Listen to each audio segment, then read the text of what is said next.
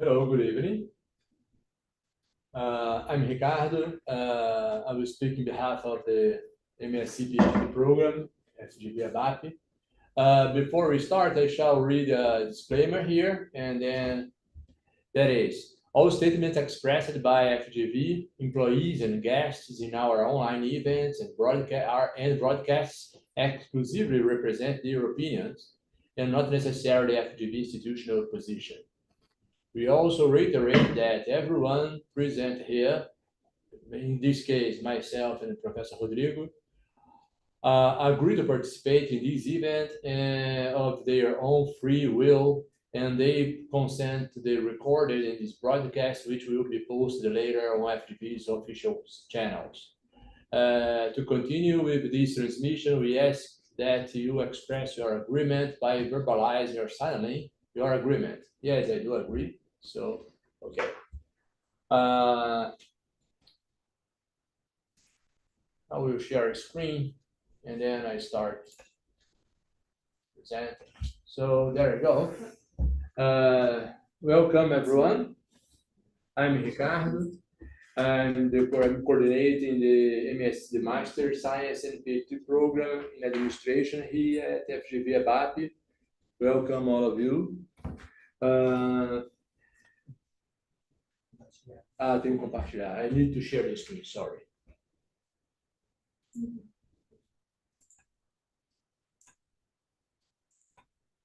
There we go.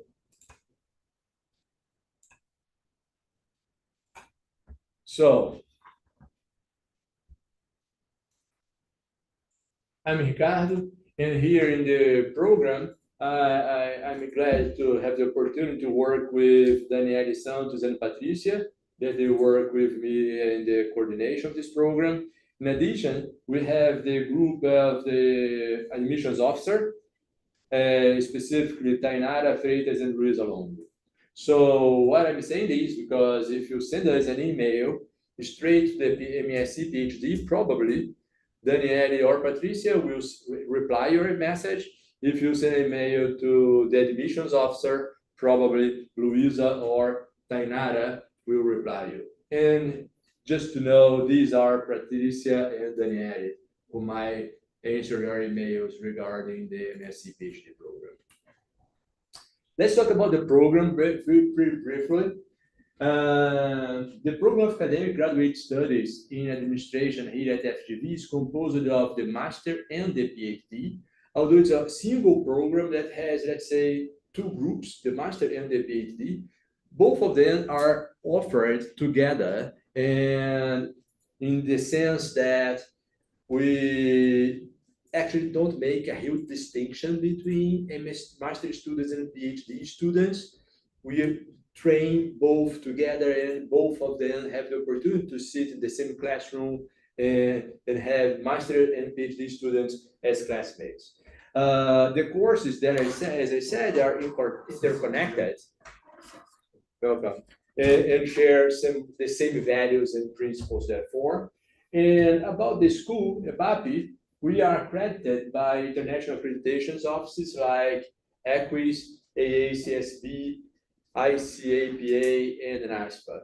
And regarding the Brazilian Ministry of Education, CAPES, we are very proud that we are ranked as the best administration master and PhD program among the best, since we have the highest grade, number 7. So about the purpose, although there is a single program that share the same values and principles, the master and PhD, they have different purposes. Our purpose with the master program is to prepare students to become a PhD student in the future. Or some other here at EBAPE, or when another highly ranked university. Of course, you can also join our master program. Once you graduate, you decide, no, I don't want to continue the academia. I want to go job market. That's okay. We will provide you with so many methodological tools and training that most probably that will be very highly valued in the job market. But if you intend to pursue a PhD, Then our purpose here is to prepare students for academic careers as research professors. We intend that those that graduate from our PhD program have intellectual independence and independence to develop their own research projects. And then they can work at universities, other academic, international institutions, or think tanks. Usually, I ask students what are the main reason why they joined our master or PhD program, and they used to provide answers that we can easily cluster in these 4 pillars. One of the first reasons why students come here, as they say, is as a consequence of our world-renewed faculty. What do we mean by the world-renewed faculty is that the professors in this program have a very high and relevant international experience. Most of them graduated abroad or had the opportunity to teach abroad or went for doutorado sanduíche abroad. Our research is indeed international. We do develop research aiming to publish in international journals, to articulate and discuss research projects with international audience. And we also serve as editors or co-editors on international journals. So we are completely engaged in international activities in the academia. And productivity.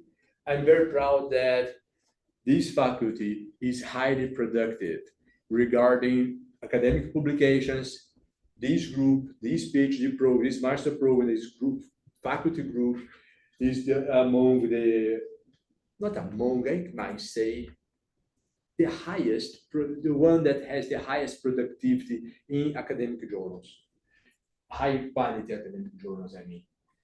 The quality in training, the quality of our training. Students used to say that they are really happy with the quality and the rigors of our training. One specific comment, that's why I'm speaking in English right now, is because the program is fully taught in English, but this is not related to the quality of the training, the language we are using. It's not because we are speaking English that we are speaking anything that's more right or less wrong than other people do. But why is this program taught in English? Mainly for a matter of efficiency. Why? What do I mean by efficiency here? Most of the papers that we read and discuss in classrooms are published in English, even though by Brazilian authors, some of them in Brazilian academic journals, but indeed published in English.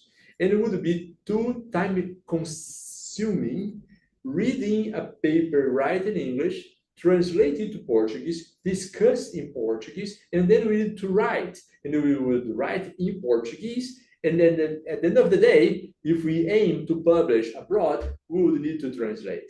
And every translator is not reliable in translating because we are traitors. Every translator is a traitor. So it would be really a waste of time, and the quality of the writing in English back from English to Portuguese to English back would be awful. We would rarely use the same vocabulary and no one would understand. So in order to enhance this kind of efficiency, we do prefer to read in English, discuss in English, write straight on in English, and then we have our research already able to communicate and discuss with international audience, okay? But now comes the main point about the quality of the training, is that this program is designed for students that are full-time dedicated to the program. Yes, please. Welcome. So this program is designed for students that dedicate themselves full-time to the program. So our master program has a duration of 21 months, and the PhD 4 years, 48 months. During this period, master students might take a set of methodological courses plus a set of research track courses, because we offer 4 research tracks, and you might choose one research track on which you will develop most of your credits courses, and will also write your thesis on that topic, plus some elective courses, and participate in the graduate seminars and the supervised research seminar. So during those 21 months, you will, in the first year, the first 12 months, take all the credits, the method courses, the research track course, and the elective course, and the graduate seminar. All of these in the first year. And then for the second year, the following 9 months, you dedicate yourself to your master thesis. Similarly, in the PhD, during the first 2 years, since the PhD is a 48 months program, during the first 2 years, students take all the method courses, research track courses, elective courses, graduate seminars, and then on the following 2 years, dedicate themselves to their PhD dissertations, okay? So that's why the course is too intensive, and we are indeed demanding. That's why this course is designed for students that can dedicate themselves entirely to the program. Okay, you have family. Okay, I agree that no problem. No need to get a divorce because of this, but no, please don't get a divorce at all. But the idea is that if you work and if you intend to study with us, either in the master or in the PhD, it's possible.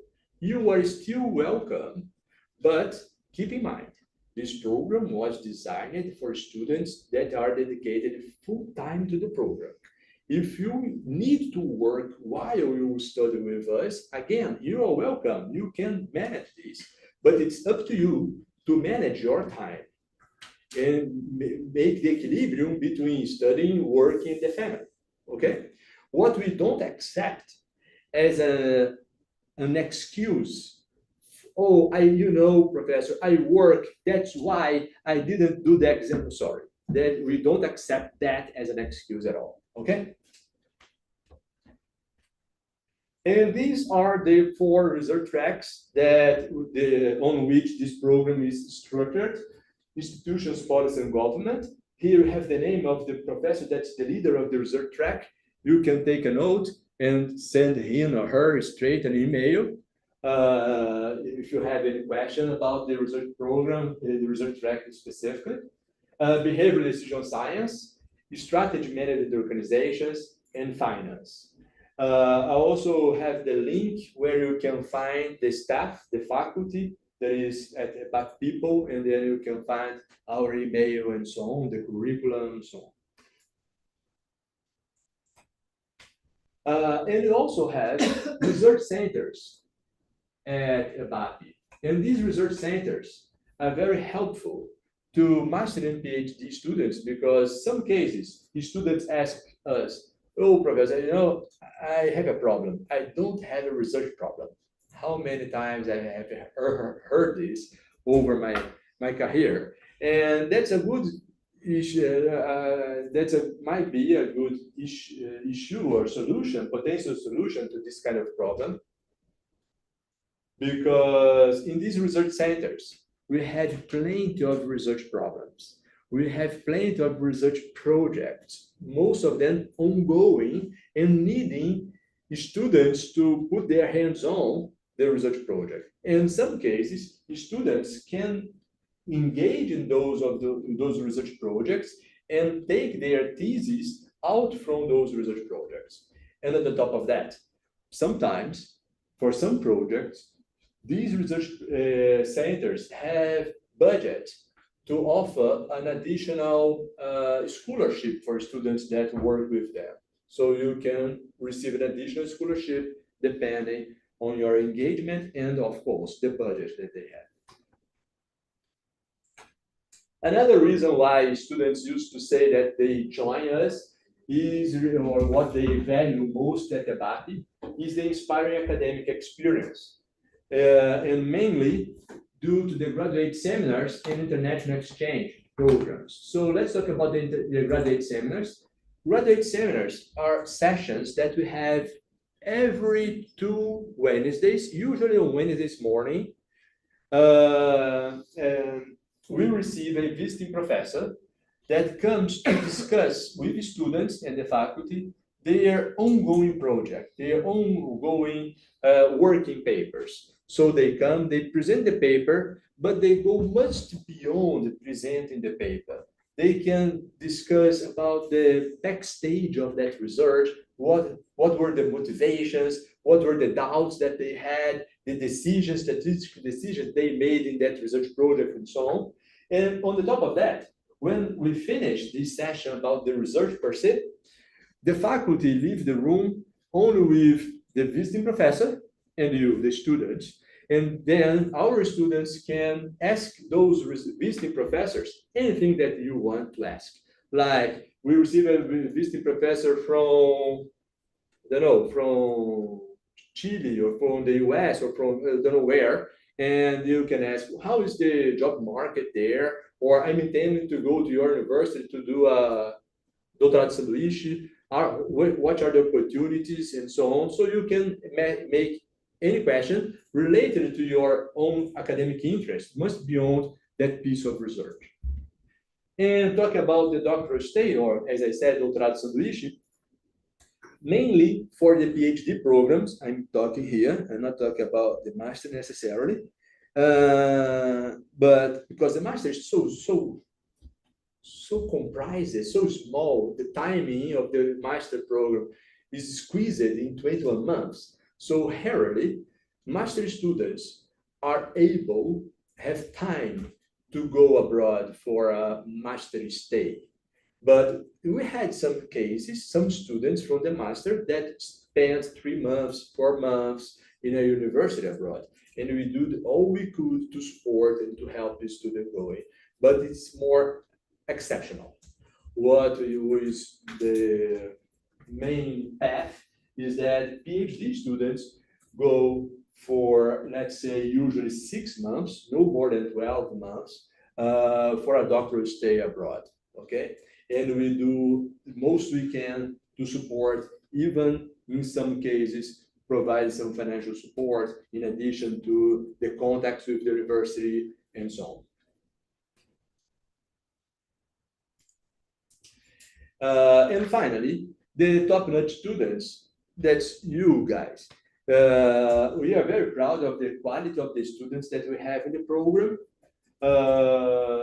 In addition to the high quality of our students, I also identify here the diversity in our students. We have students that are geographically diverse. I mean, not only from Rio de Janeiro, we have students from different states in Brazil, students from different countries. For instance, now we have one from Mexico, one from China, Germany. No, Amira, nunca sei de onde é. Russia, US, Israel. She has so many passports that I don't know where she's from. But okay, let's say Russia. But in the past, we used to have students from France, from Poland, from Italy, Korea, okay, US, okay. And academic diversity as well. Although it's a master in administration, a PhD in administration, most of our students have a background different from bachelor in administration. Most are from law, from psychology, some are physicians, or from a doctor in medicine, they did medicine, or accounting. So very diverse in that regard as well. And I really believe that this kind of diversity in the classroom is very rich because you can exchange different experiences there. Another reason that I believe it's like the pillar or the basis for all these pillars is the alumni, the placement of our alumni. What do I mean by the placement of, oh, it should work. Okay. It will work. Here we go. Sorry. Analyzing the data from those that graduated from our program since 2010 until last year, we graduated almost 150, 149 PhD graduated from EBAPE. 108 of them are working in the academia. Let's say that 41 are in the industry, are practitioners. Among those that are in the academia, 13 are teaching here at EBAPE. 88 are teaching in Brazil outside FGV, outside EBAPE, in other schools of FGV or other universities in Brazil. And 7 are teaching abroad, China, 2 in France, Peru, Germany, and the US. And from those that graduated from our master program in the same period, 133, 56 pursued a PhD program. 32 of those 56 pursued a PhD here at EBAPE, 12 in other PhD program in Brazil, and also 12 in other PhD program abroad, outside Brazil. I mean, mainly Denmark, France, Spain, Germany, UK, and 7 in the US. So it's quite interesting how we are being successful in placing our students, our master students in PhD programs, especially abroad, and how we are being successful in having our students employed in the academia. Where are they employed? Most of them, the huge majority, are in the education, like professors in the academia. The second place of organizations that hires our students is the public administration and government. And third, advice and consultancy. About 40%, almost 40% of our alumni earn between 15 and 30 minimum wage per month. And about 23 of them, of students, receive between 10 and 15 minimum wage. So quite relevant income that they make. So in a nutshell, talk about the EBAPE as a whole, but about the MSc and PhD program, I can say that EBAPE is a Brazilian international school. I don't know if it makes sense to you, but yes, it's in Brazil because we are the Brazilian School of Public Business Administration, so it's a Brazilian school, but we are completely international.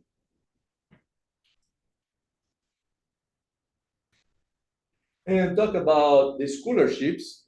If you are full-time dedicated to the program, if you don't develop any professional activity, you are eligible to receive a scholarship from us, probably from CAPES and FGV, but we also have some budget for that if the CAPES and FGV scholarships are not available.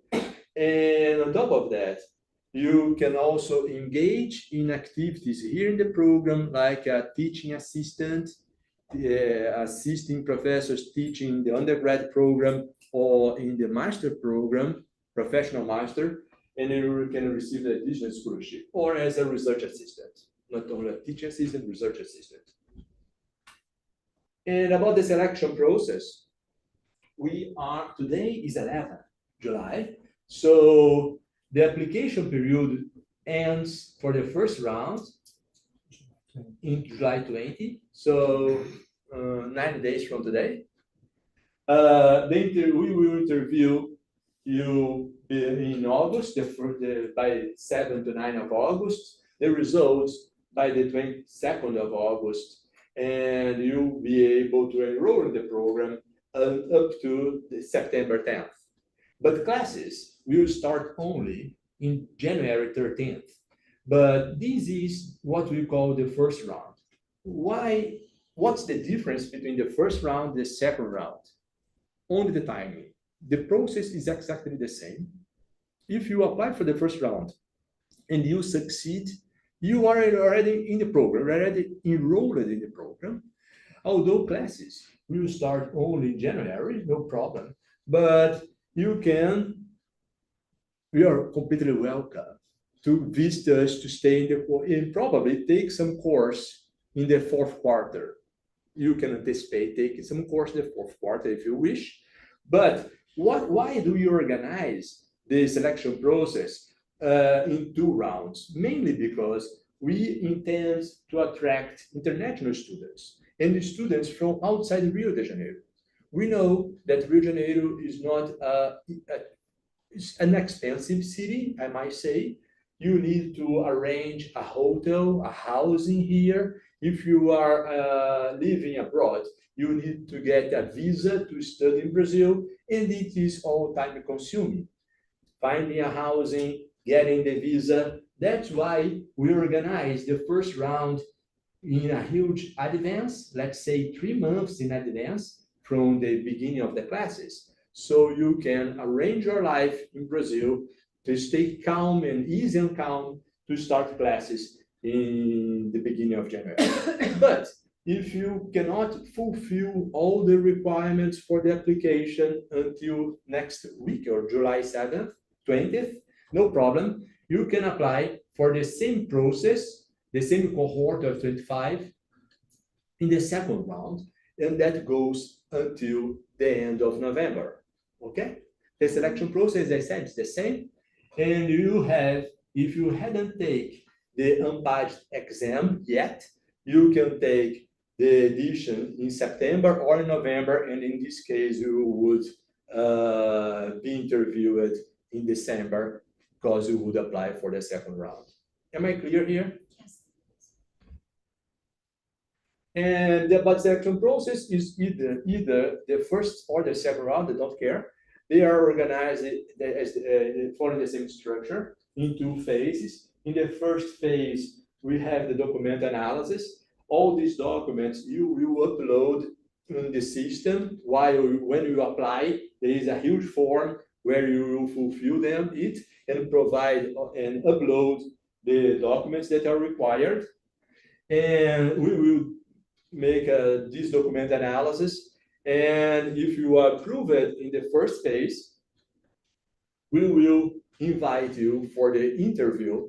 And the interview will be in English, of course, because who will interview you is our faculty, the other professors. Will help me interviewing you. And some of them, I didn't say that, but we have professors from, help me please, India, France, Canada, Albania, Portugal, Germany. So we have a really international faculty, and for all of them, it's much easier to speak in English than in Portuguese. So the courses, as I said, are in English, and the interview, of course, is also in English, okay? And please, one of the documents that you need to present is the motivation letter or a letter of intention. Why do you want to join our master or PhD program? And if you are applying for the PhD, we also ask you to present a pre-project of your PhD dissertation. These documents, please, in English, okay? And that's it. You will be interviewed by the faculty that work in the research track that you say that you want to join us in that specific research track. Because here, you will identify a research track. I don't know where it is here right now. Oh, here it is. So research track of interest. You will select 2 of our research tracks with those 2 that you are most interested on to develop your thesis. And then I will invite the professors, the faculty members that work on those specific research tracks to join me and interview you. Mm-hmm. So it's more focused on your research interest interview, okay? And that's it. If you have questions, you can send an email to admissions_EBAPE, FGV, or MSc.PhD. And you also have the phone number here. But I will not open for questions about the program now. I will open the Q&A after Professor Rodrigo's speech. So now I will stop sharing my screen and I will hand the mic to Professor Rodrigo. Rodrigo Furst is, we are very proud to have Rodrigo in our alumni. He graduated from a master program And then he joined our PhD program. He just graduated from our PhD program last year, and today he is an academic fellow at the University of Oxford. And he's speaking straight from Oxford University right now, and he will give a speech about a research of his own related to his PhD dissertation. So please, Rodrigo, the mic is yours. Thank you indeed for joining us. Thanks a lot, Professor Ricardo, and thanks a lot for having me. It's a pleasure to be here. Let me just share my screen. I have prepared a presentation. Just a sec.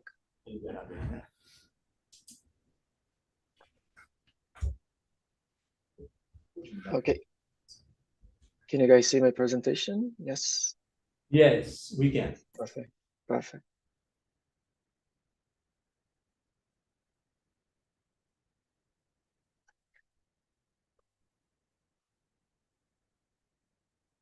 Okay, perfect.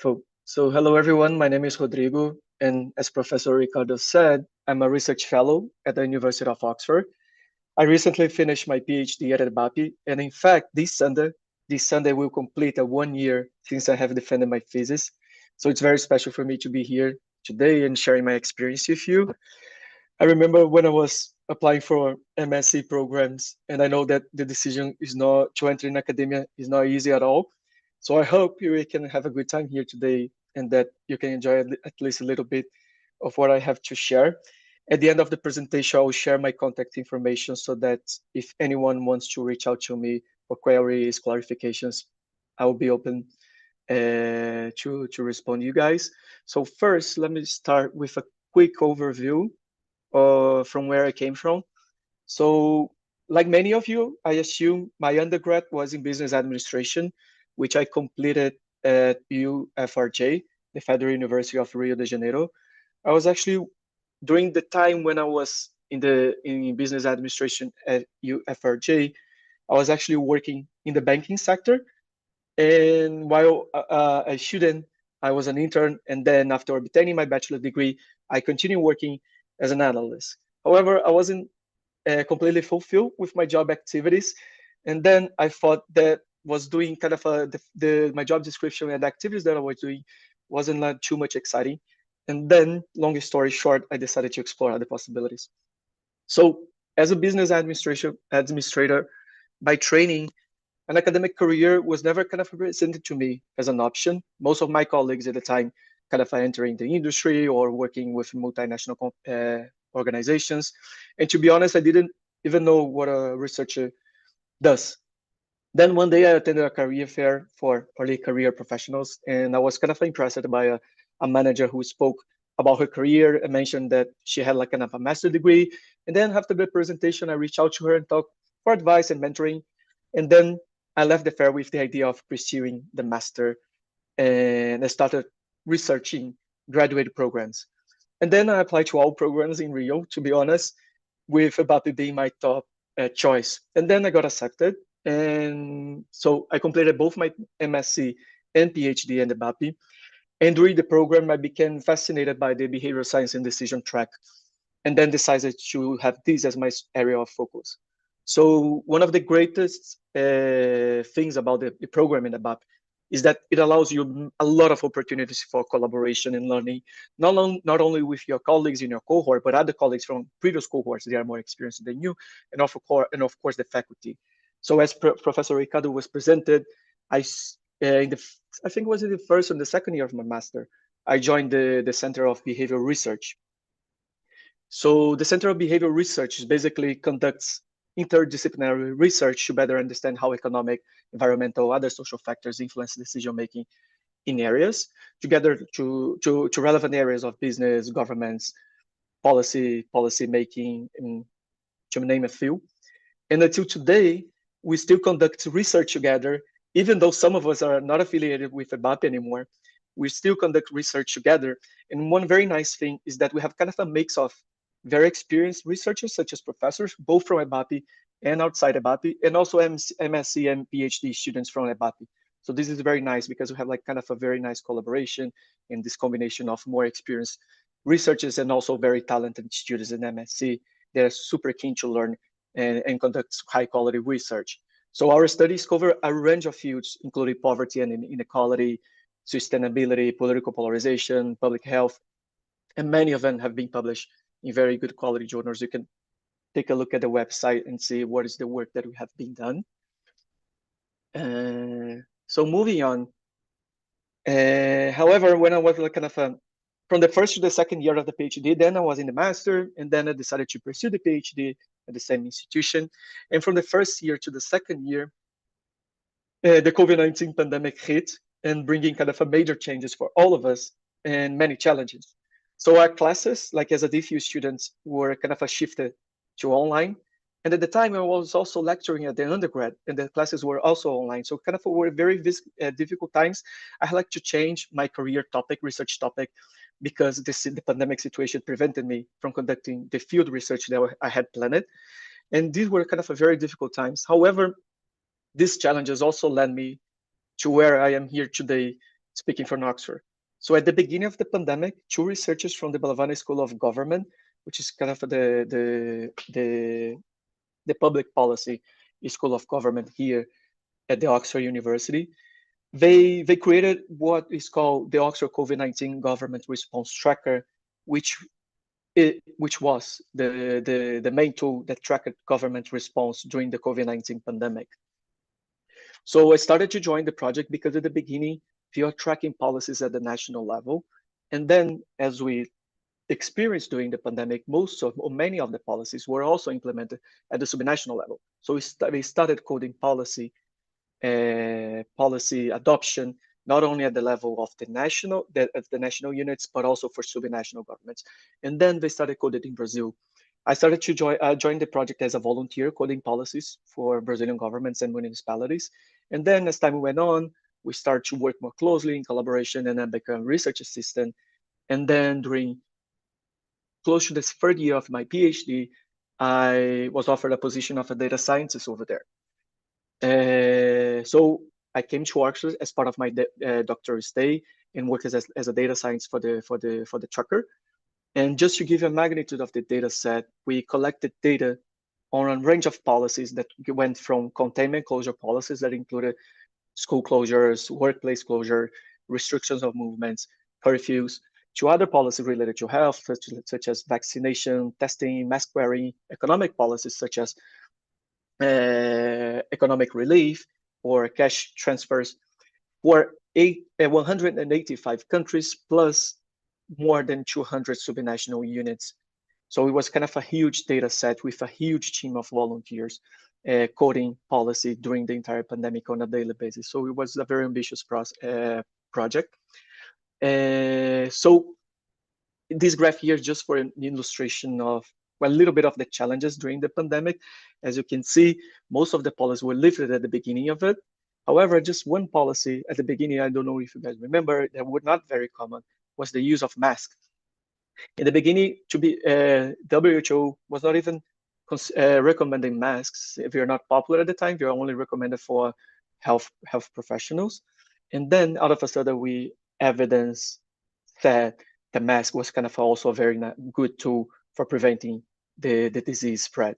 So mask was included in the tracker close to March 2020. And as you can see, governments started implementing mask wearing policies by July, most of them by July 2020. So these are kind of just representations of the challenges during the process of the project. For instance, in the second year of the pandemic in 2021, governments as vaccination rollout, governments started to implement policies based on individuals' vaccination status. So in that case, we had like not only coded policies for non-vaccinated individuals, but also for those vaccinated. So these are kind of the challenges that made us learn a lot how to kind of react in real time in such a critical time. So it was a very nice experience in terms of learning in conducting research, and also was very good for me in terms of like the impact of research, the research project that we were all involved.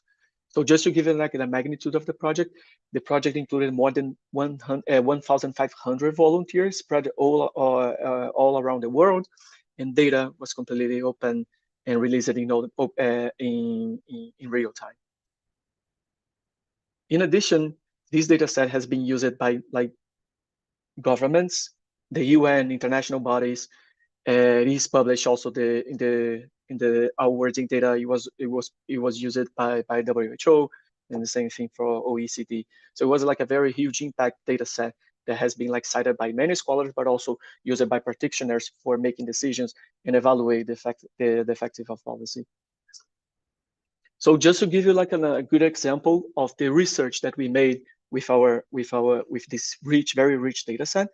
So we managed to publish a lot of papers using this data, not only with the policy briefs that we produced for kind of oriented governments, but also it was nice to also see the impact on research. So one good example was this paper that was published in Nature Human Behavior, in which we assessed to what extent, because to what extent the people were kind of experiencing what we call pandemic fatigue because of the policy restrictions that were imposed at the time. So as the pandemic evolved, concerns about pandemic fatigue really raised, and then we are trying to examine whether throughout time people lost their adherence to the policies that were in place. So what we found, and then we combined the data from the policy tracker that we built, like stringency data, with mobility data, and also data from surveys. So what we saw in the data set was this very interesting pattern that as time went on, people started to adhere less and less to the same policy restriction. So as you can see here in the y-axis, we have like changing the policy, changing behavior compared to the pre-pandemic periods. And then the same thing happens for time spent at home and the time spent in retail and recreation visits. Interestingly, we observed this for different demographics in different also countries. So the pattern was basically the same across different country characteristics. However, another very interesting finding is that this pattern was only not observed for one specific type of behavior, which was mask wearing, which is a very low cost behavior for you to sustain over time. And then we observing the data as time went on, mask wearing increased as compared to the other type of behaviors. The fourth finding is that this was also hold the same for different groups, as I said before. So the project was coming to its end in 2023, which was the time that I was finishing my PhD. So I defended my thesis last year in 2023, as I said in the beginning, and the project was also towards its end because of the end of the pandemic. And then I had like I was trying to see what is going to be the next step of my career. And then I applied for a postdoc position here at Oxford, and they offered me this position at the Pandemic Science Institute. So at the Pandemic Science Institute, and more specifically, I'm working at the Policy and Practice Research Group. So the Policy and Practice Research Group is basically trying our aim is similar to what we did for the Oxford COVID-19 response tracker. Instead of coding policy implementation, we're actually coding research funding. And in this case here is not only for COVID, but all of the diseases that have pandemic potential. So our job is to create a tool that can map the flow of money going to research for diseases that can become the next pandemic. And these diseases are listed in the list of the epidemic-prone diseases at WHO. So these include COVID-19, Lassa fever, Ebola, and to name a few. So what we do is that we track and analyze this global funding and also evidence for research on this disease with pandemic potential so that we can be prepared for the next outbreak.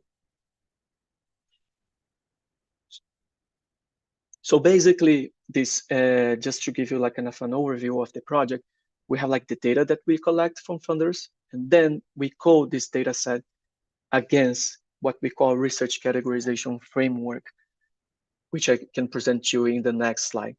So according to the WHO, there are some specific areas that we should prioritize in terms of disease research related to disease with pandemic potential. These are pathogen and natural history, animal environmental research, epidemiological studies, clinical research, infection prevention control, development and design of therapeutics, vaccines, and also other issues such as research on ethical issues, policy, and secondary impacts of the disease.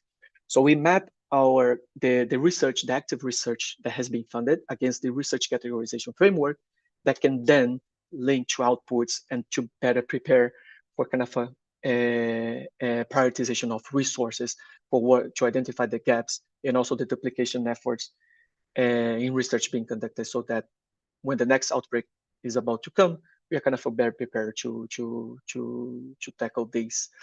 It's very interesting because both projects have like these two different components. One is in the policy side, and the other one is the research academia. So these kind of things, sometimes when we are not like, when we are outside academia, sometimes we think that these things do not dialogue, and sometimes we are not so much connected. But from my experience, especially working for these two projects, it's the immense impact that our research can have. So we not only publish a lot of papers and then highlight the findings and the evidence in the research that we are acting, but we also can kind of make some impact by also giving guidance, consultancy, and an overview of what is going on for all people from outside academia. So if you guys want to take a look at, we just launched the dataset March this year. So it's a very new one. We are still working on the website and the dashboard, but this is already available, and you can scan the QR code here if you want to access it. For now, we have like more than $14 billion invested in research across more than 9,000 different grants for diseases with pandemic potential, and all of them are categorized according to a research categorization framework that we can kind of map where is the landscape of research being active for all this range of diseases, and therefore can kind of enhance coordination and better pandemic preparedness. So if you guys have any question, you can always contact me through my email. I'll be happy to share more of my experience and give you advice, anything that you want to know from me. Please feel very free to reach out. Thank you, Rodrigo. Very interesting research career that you have pursued since you graduated from a master program, I say, not at the PhD, because that is already their PhD. But what I identified very relevant is that you can manage in these two projects of yours the academic rigor in scientific developing the research with the social and the relevance, the social impact and the relevance of your research to society, to community. Balancing these two goals in our academic production is not easy, and you can manage this so easily in your brief starting career. Congratulations. Thanks a lot. Thanks a lot, Professor. Do you have questions to Rodrigo based on his experience as a student at EBAPE, his experience at Oxford, or his research? Because I would like to break the Q&A into sessions. First to Rodrigo, and then he can go back to his activities there, because due to time zone, that might be dinner time for Rodrigo now. And then I continue with you talking about the program, okay? Do you have questions to Rodrigo? No. The international audience, the online audience, do they have questions to Rodrigo? No.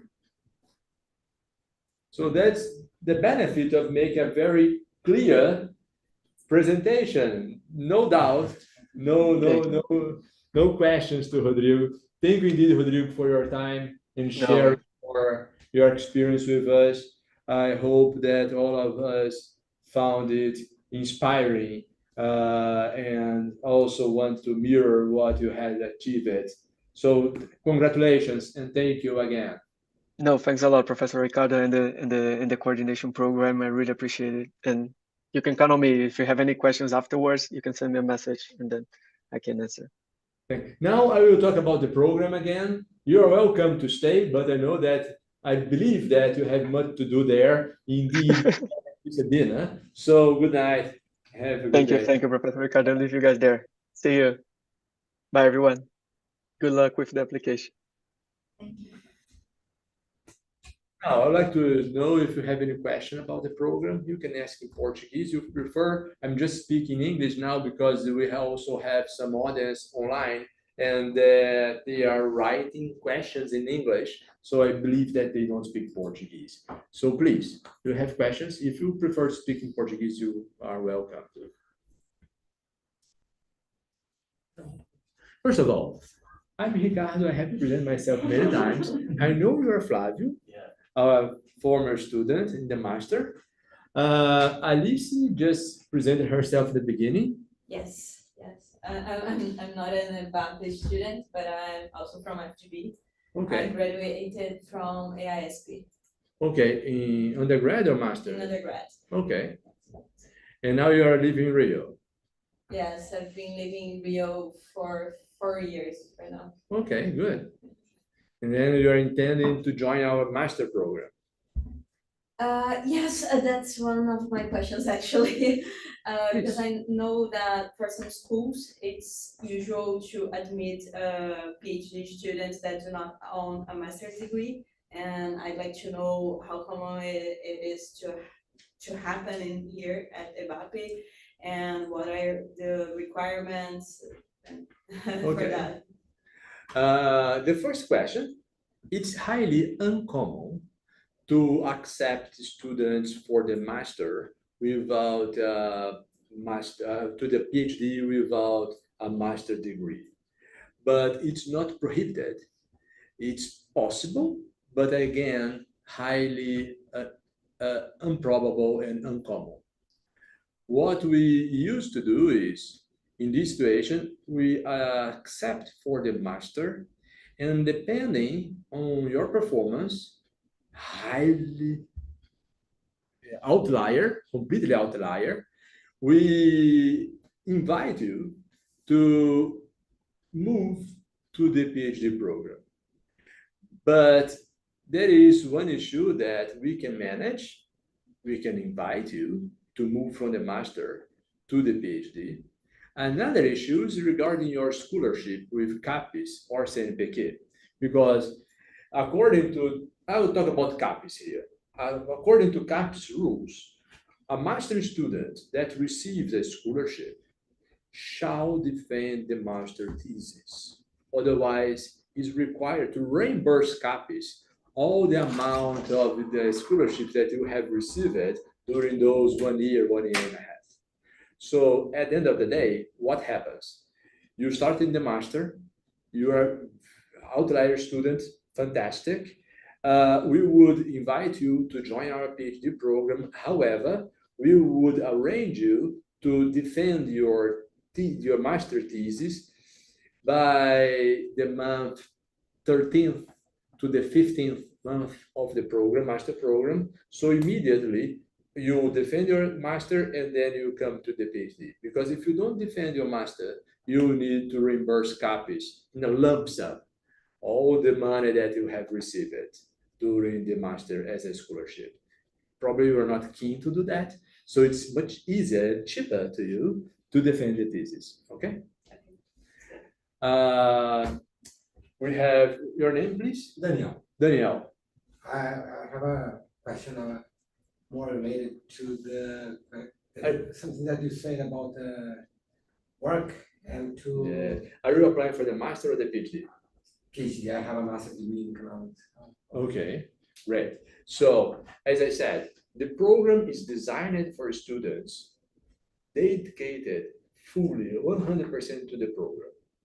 But we do have students that work and study with us. There is no problem. If you work, you are welcome. However, I might say that it's not an easy task to manage family, working, and study, because we are indeed demanding. So if you are keen to do so, you're welcome. It's up to you to manage it. But please be aware, we do not accept I work as an excuse for underperforming. Okay, that's the only issue here. Once you work, you want to be eligible to receive a scholarship. So you receive your salary from your employer, and that's it. We dedicate the scholarships that we have for students that dedicate themselves full-time to the program. I might say that we do have very good students that made outstanding work studying with us, that work, and they kept working for the 4 years of their PhD program. We have one that defended his PhD dissertation 2 weeks ago, 3 weeks ago, Leonardo. He works, he's a public servant, but he works there and he had received no exemption from his employer. So he had to work every day, and study with us. He published already 2 papers in very high top journals, and he defended his PhD dissertation in advance from the deadline that they had. So he didn't ask for an extension, or his grades are all A's and B's, and he succeeded in getting approval of 2 papers in completely different, highly ranked top journals. On the other hand, unfortunately, we have some students that don't succeed continuing the program. It happens. And the frequency of these cases of students that quit our program because they cannot handle is much more common among those that work than among those that are full-time dedicated. So I'm not saying anything to scare you at all, please. I just want you to be aware, because I know I remember some time ago when I was applying for the PhD, all the expectations that we have. Oh yes, I just joined the PhD program. One of my dreams is being achieved and so on. And then I can imagine how frustrating it would be to quit the program without defending it. So I'm really empathic to this kind of situation. So please, I do need to say to everyone, this program is designed for those that are full-time dedicated to the program. Although if you work, you are welcome. However, be aware that it is not an easy task to manage this, but doable, possible, indeed. And you, what's your name? Hi, my name is Melissa. Melissa. Melissa. Melissa. I'm finishing my undergraduate here at CPAD in public administration. I'm a psychologist, and I took my master in political science at UFI, and now I will try the PhD here. Oh, great. So you have a master and you're also finishing the CPAD? Yes. Oh, great. Actually, I did my master, and after 10 years, I did CPAD. Okay. Great. Yeah. And where do you work? Nowadays, I work at CEDAPS. It's an NGO that work with popular communities, but if I'm approved, I will rethink my schedule because I also have 2 kids. Okay. And a husband. Yeah. I don't want to get divorced. Yes. Not yet. Please. But I have a question. Yes, please. What if I'm not approved in the first round? Don't be pessimistic. Yeah, But, but I'm being realistic. Can I apply yes, sure. for the No second problem at all. You can. If you're not approved in the first, you can apply in the second for the same intake, or that passing will start in January 25. Okay. There's no problem at all. Do you have questions from the international? Yeah, do you prefer to read or for me to read the questions to you? I can read it here, or you can read there. Whatever. The first one is also about the funding. Are there additional funding possibilities for PhDs, like working part-time as a professor or as a researcher at EBAPE think tanks? Yes. So let's talk about the scholarship first. The master scholarship is 2,100. Yeah. The PhD scholarship is 3,100. On the top of that, as I said, if you are dedicated, only if you are only eligible for the scholarships, if you dedicate yourself full-time to the program, okay. And on the top of that, if you engage in activities here at EBAPE, working as a teaching assistant, I guess the first sentence of the question, or a research assistant of the professors in the research centers, you can receive an additional scholarship. Today, the additional scholarship is 1,500. So if you are a master student, the total scholarship you're talking about here is something like 3,600. If you are PhD, 4,600, I guess. Okay. Number two, if I get accepted on August 22nd, how will I provide my documents? Like, how I'll show my visa by August 28th? Visas take a longer than that. Then you already answered this one because it's about the timing. That's why the international students are supposed to do the first round. Yes. We invite international students to apply for the first round so they can manage getting the visa during September until December to start classes in January. Note that international students that get approved in the first round, we assist them, we provide all documents that they need to get the visa, okay? So we have help in that regard from our side of the bureaucracy. What's the student profile you're looking for in the PhD program? In which cases do you welcome students without a master's degree? Okay. Yes, so the first question, the second question, I think I already answered. We indeed welcome students for the PhD that don't hold a master's degree. However, probably you will be accepted for the master and then invited to join and to move to the PhD, considering the need to defend the thesis if you receive a scholarship and if you're not keen to reimburse caps on the amount that you receive it. The first question you made is more difficult to answer or more interesting since I hadn't answered yet. The profile of students that we are looking for.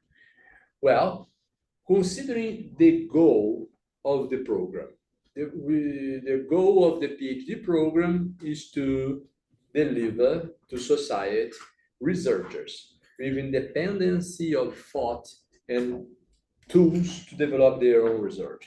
So we are looking for candidates that are keen to become researchers, independent researchers, highly skilled researchers. If this is the kind of students that candidates that we are looking for to fulfill our PhD cohort.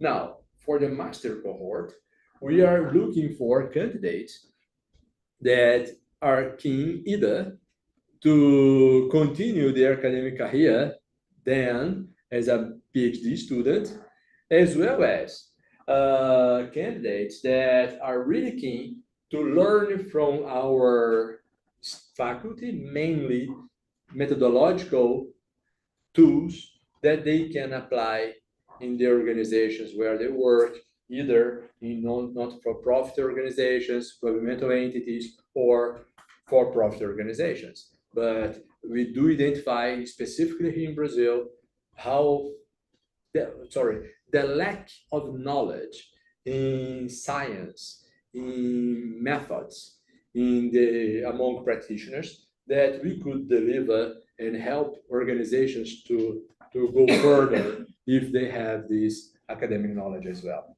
Okay. Are students encouraged to work and write with all of EBAPE's research centers, or are they expected to focus on the more closely related to the program? I didn't get the question, sorry. Are students encouraged to work and write with all of EBAPE's research centers, the ones that you showed in the presentation, or are they expected to focus on more closely related to the program? Well, there is an assumption in the question that the research centers are not attached to the program, but they are. So I don't see a huge difference between we have the program, of course, and we have the research centers that are satellites around the program. But the research centers are indeed connected to the program, so I don't see such a difference. What I mean is, why did I present the research centers here? Is that you can conclude your master, your PhD program, dedicating yourself only to your research project, irrespectively of what the research centers do.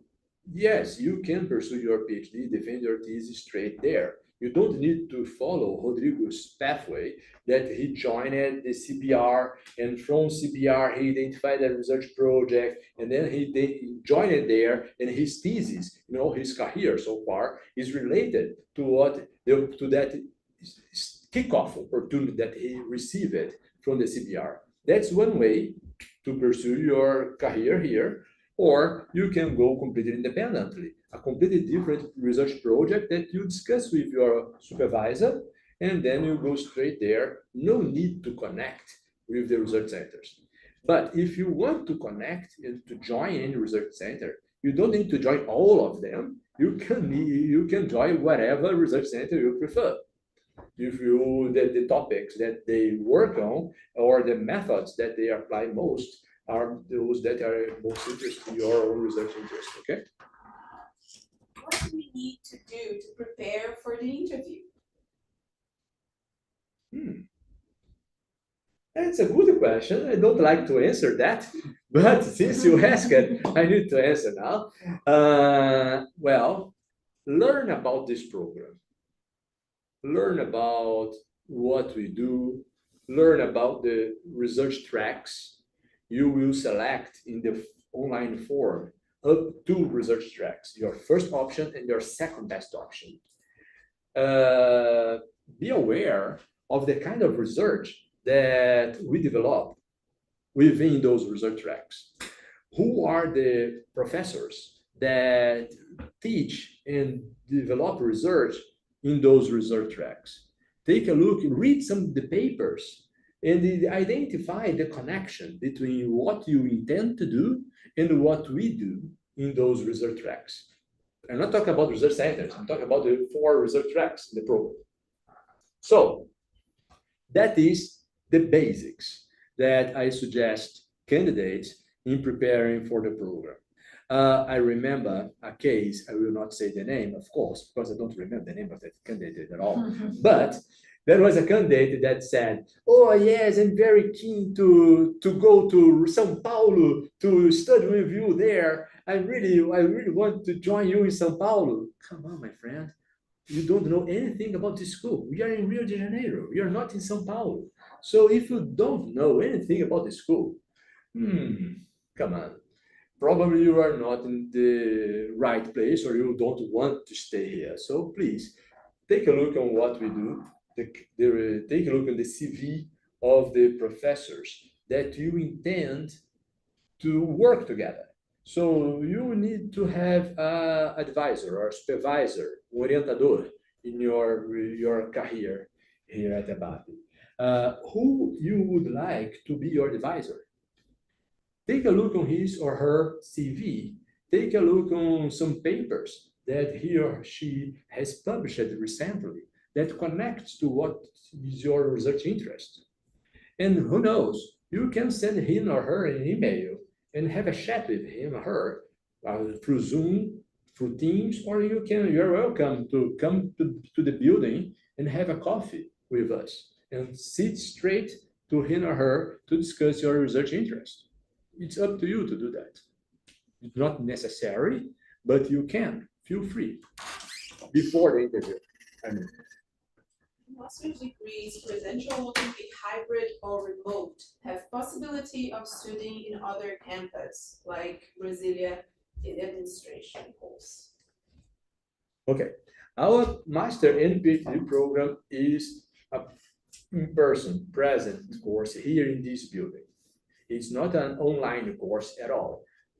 So we expect the students to be around us, to be in Rio, to be in this building. That's why I'm talking about getting a visa to move to Brazil, getting a housing in Rio de Janeiro to stay close and to come to classes. But since the pandemic, we adopted this technology as we are using right now. We are talking through Zoom to this online audience. So we still use Zoom, or we are still able to use Zoom. We have this infrastructure in our classrooms, all classrooms here. So what I mean by this, although the course is in person, present, online, in this site, at this building, the faculty has the autonomy to decide whether they will accept in their specific courses students connecting through Zoom. In some circumstances, I would say by my side, because I also teach the program, I do accept students through Zoom. In my case, I really believe that it's much better than having a student connected through Zoom if he or she cannot come to the classroom, cannot come to the building that day, then missing class. So stay connected with an open camera, participate, interact with the students, with me during the classroom, and I'm happy with this, since this is an exceptional situation. I don't like to have 100% time online students because the course is in this building. We should stay in person here. Okay. What the way to prove English proficiency? Have FGV ways? Have like test from FGV to prove English proficiency? No, we don't have an FGV English text. What we have are those for Duolingo, IELTS, TOEFL, whatever else. And the next question is if you have a minimum score for those tests. Yeah, we do have a minimum score, but we don't disclose it. So you apply, you send your documents, and we will analyze it in the first phase. We do have, but we don't disclose it. Okay. So if you have your exam, you have your certificate from GMAT, GRE, ANPAD, whatever. And if you feel like, oh, it's not that nice, I'm not so proud, you can apply with this. But if you are not that proud, I suggest you to retake the exam and provide a certificate with the grades that you are proud of. For ANPAD, for example, they changed their score calculation. Some years ago already. I think that August 2023 was the last year with the additional calculation. Which score will you consider? I mean, some students are going to apply with. We can consider both. Okay, because we will see the date that you sit for the exam. So if you have a certificate from 22, we will use the ruler from 22. If you have a certificate from 24, we will interpret your grades considering the new criteria. Okay, so the students will be evaluated through different criteria? Because you have different certificates. The new certificate has the traditional old score as well. Okay, if it brings the old, we can analyze all of you based on the new. But if there is some student that apply with the old certificate without the new criteria, we can do an analysis and okay, it might be equivalent to, and we can consider. No problem. I'm good. The last question is how to get access to the scholarship like CNPq and CAPES that the course offers. So what's the process here? First of all, you apply, then you are interviewed. By the end of the interview session, when all candidates have left, only the faculty stay, we discuss each case and we decide which candidate are selected or not. For those that are selected, we already identify, double check which the research track that you are engaged in, because you select two in the form, the application form, but you get enrolled in one research track, okay? And we will assign you a supervisor to work with you during the 2 or 4 years of your program here. You will know who is your advisor since day 0.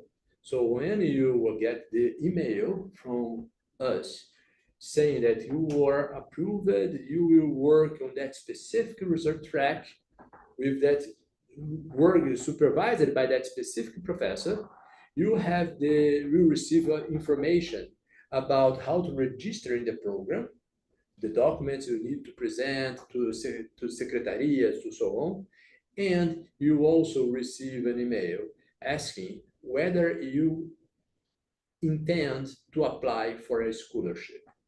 Once you reply this email positively, yes, I do want a scholarship, we will provide you all the information regarding which kind of documents we need from you. For instance, the bank details, so we can deposit your scholarship, and this kind of information you receive as soon as you are approved in the program and you receive this email. So just need to reply positively to the email where we ask you if you want to receive a scholarship or not. Basically, it's easy like this. Se quiser perguntar em português, também fica à vontade, tá? A ideia é tirar dúvida, não é sair aqui com dúvida, não. Vamos lá. Bom, o português, qual o tamanho da turma e quantos alunos normalmente um orientador tem? Boa, excelente pergunta. A turma. A gente abre 20 vagas, mas a gente não tem a obrigação de preencher as 20 vagas. Então, fica aí. Normalmente, 15 alunos, 18 alunos, é o que a gente costuma receber por ano, né, Dani? Uns 2 no estado do doutorado. É por aí. É porque as nossas turmas também são concentradas, né? A gente tem alunos de mestrado e doutorado no mesmo ambiente. Sim, né? Então, é mais ou menos isso. Mas as turmas do acadêmico, elas são menores. Né? A gente é diferente do profissional, né? Um montão de aluno estuda à noite. Como o nosso curso aqui ele é full time, vocês vão ter aula de manhã, de tarde, então aqui o número de alunos é um pouco mais reduzido, é um grupo menor. Por isso que a gente abre 20 vagas, mas a gente não tem nenhum compromisso de preencher as 20 vagas. Depende da qualidade dos candidatos. Isso é uma coisa. A outra pergunta é a quantidade de alunos por orientador. Em média, os nossos professores costumam orientar 6 a 7 alunos no total, considerando mestrados profissionais, que a gente tem a administração pública, gestão de empresas, o mestrado acadêmico, o doutorado. No total, a média é 6. Mas o máximo é 8. A gente não admite mais de 8 alunos por orientador, não. Is there anyone still online? Oh, great. Thank you. You're welcome. So the question was, how many students we used to receive per year? And the answer is we able to receive up to 20 students per year in the program, but we have no commitment to fulfill all these slots. So it depends on the quality of the candidates that apply for that specific cohort. And the second question was, how many students per supervisor do we have here in the program? And the answer is quite more complicated than that, because the faculty is shared between or among this program, the Master and PhD program, plus the Executive Masters. And we have 2 Executive Masters. So in total, 1 professor can teach and supervise students in these 3 programs. In total, each professor might not supervise more than 8. So 8 is the maximum amount of students a professor can supervise simultaneously. But on average, we used to supervise up to 6, on average 6 students per supervisor simultaneously, sharing all these 3 programs. Do you have more questions? No. Por favor. No, after that, we can stay with them. Okay, so thank you indeed for your online audience. We can quit by now, and then we'll just keep with the candidates that are here in this building, so we can make a small tour if you want and chat a little bit more informally, okay? Okay. So thank you everyone. Thank you all the staff from EBAPE, from JUCOM and so on.